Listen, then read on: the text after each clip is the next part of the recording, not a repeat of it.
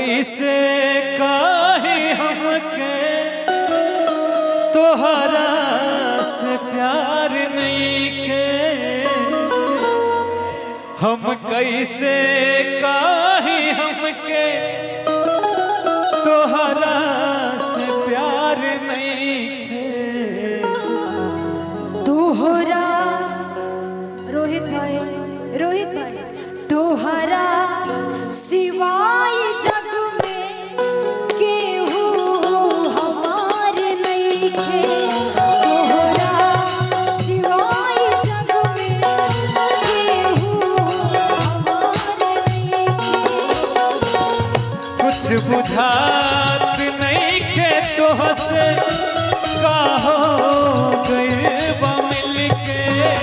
कुछ बुझात नहीं के तोहसे काहो गइबा मिलके। अखियाँ लड़ल बा जब से दिल में करार नहीं खे। अखियाँ लड़ल बा जब से दिल में करार नहीं के।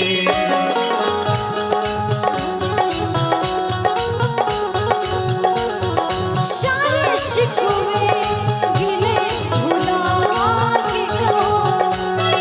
जो भी कहना है मुस्कुरा के कहो।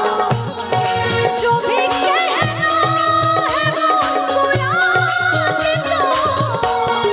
दिल ना तोड़ोगे कसम खा के कहो।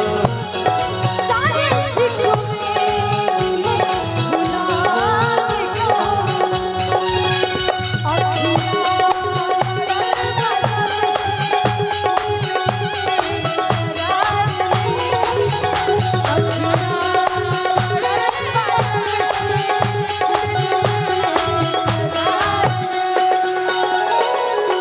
जब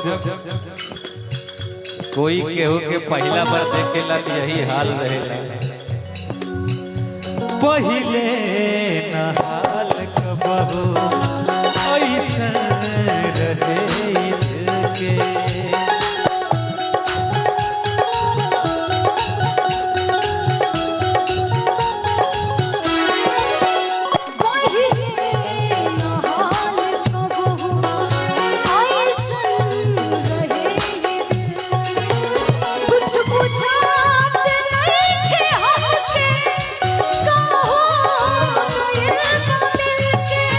कुछ बुझात नहीं के तोहसे काहो गइबा मिलके।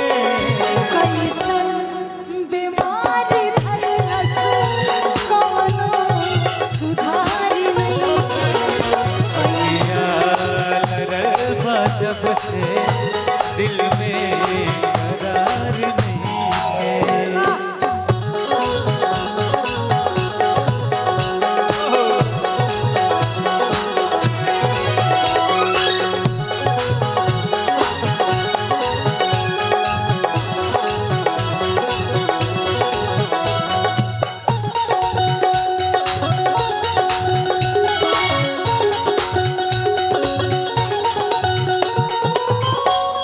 और कहीं सोचत रहेला तुहके तोहरे नाम इधर के।